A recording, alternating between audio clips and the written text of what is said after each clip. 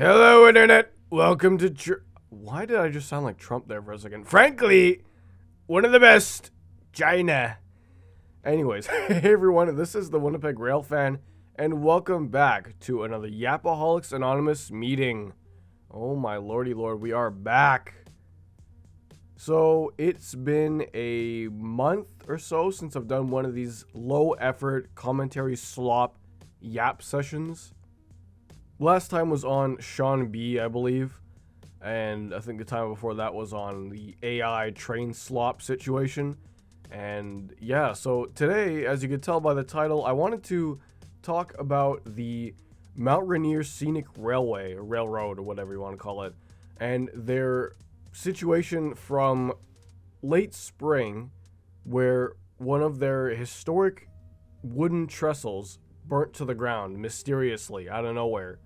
You know, everyone's talking about the UP-NS merger and all like the whole merger mania, and I might talk about it in the future, but I'm not too sure. I wanted to talk about this because I found it more of an interesting sort of story. But anyways, so I'd say early May, the bridge, I'm not sure where exactly because I'm not from like Washington or wherever the railroad is.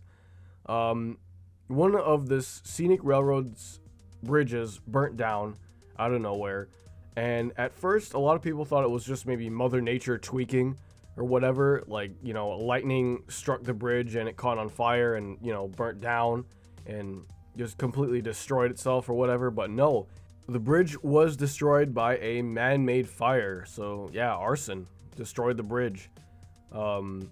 So yeah, I mean, at first a lot of people thought it was some, crazy eco-warrior or Rails to Trails advocate, or NIMBY, which is a chronically online term I learned not too long ago. Stands for Not in My Backyard, which would probably be someone who doesn't want to see either a biking trail made out of the rail line, let alone an active train track.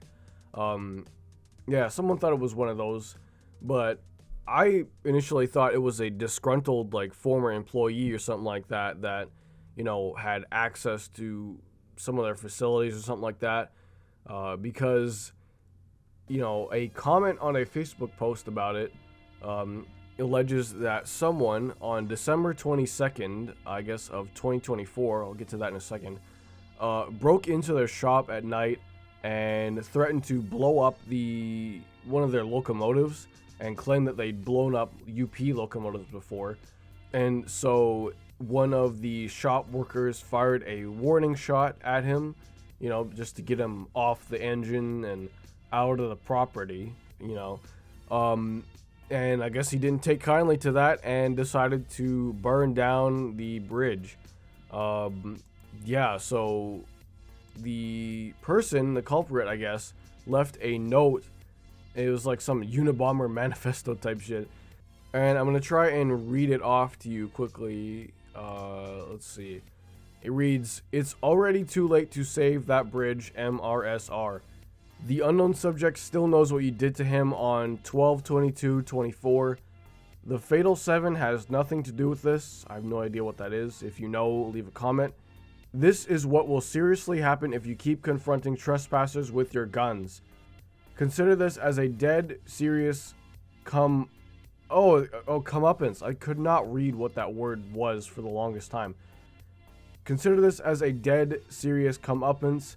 Stop trying to find whoever did this.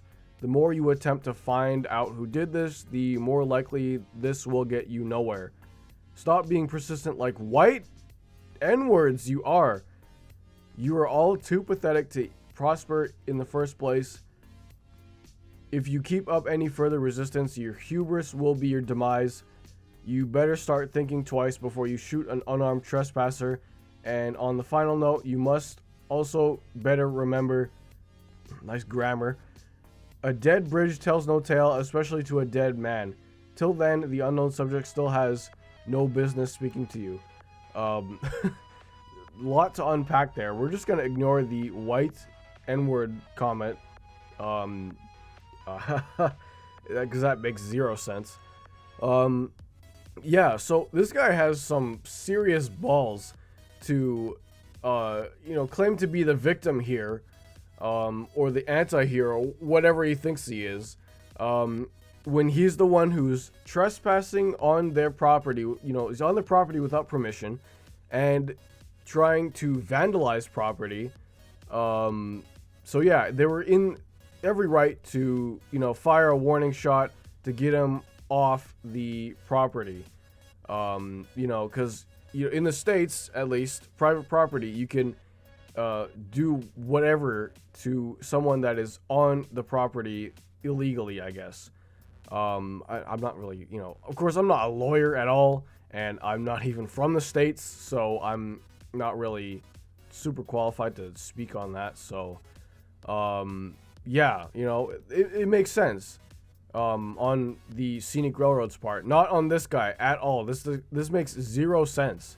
So just because you got caught trespassing and trying to blow up their locomotive, grenade the motor or whatever you want to call it, you're gonna go and burn down a historic bridge that they used and was a vital part of their operation, which makes -5 cents.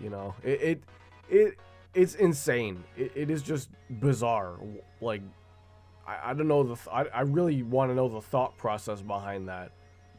Now, I'm not too sure if anything's come of this, like if any arrests have been made, or if someone's been identified, or any leads, or anything like that. I'm not too sure.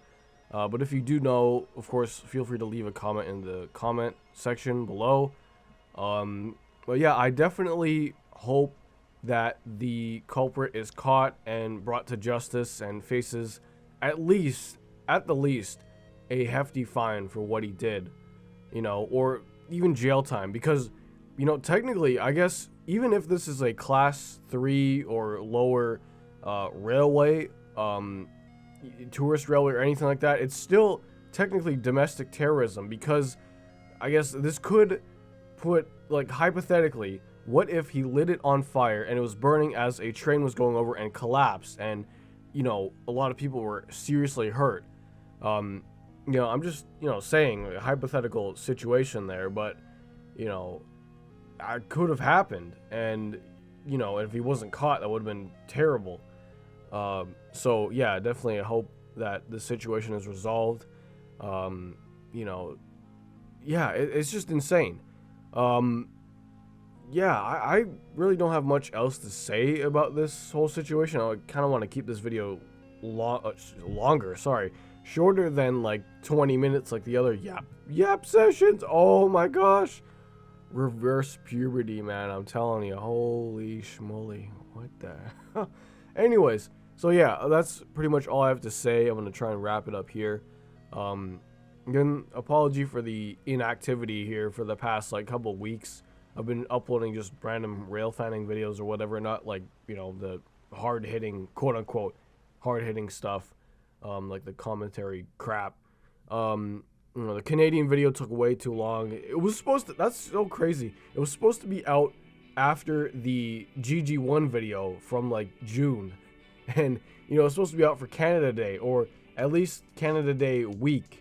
But it ended up coming out this week. Which is, we're towards the end of July already. Holy crap, 2025 is flying by. Terrible year so far. Rest in peace, Ozzy.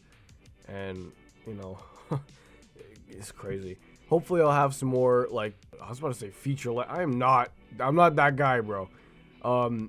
Some more longer, like, commentary videos out soon. I have some planned. A couple more yap sessions maybe. And of course some rail fanning videos that I'd like to get out soon. Yeah, that's pretty much all I have to say. So if you have any thoughts on the situations, or theories even, feel free to leave them in the comment section below. And of course, subscribe, like, share, whatever, for more mediocre train slot coming eventually. I don't know, we'll see. Otherwise, yeah, that's it. As always, this is the Winnipeg Rail Fan saying, be nice in the comments, don't diddle kids, don't derail trains for clout.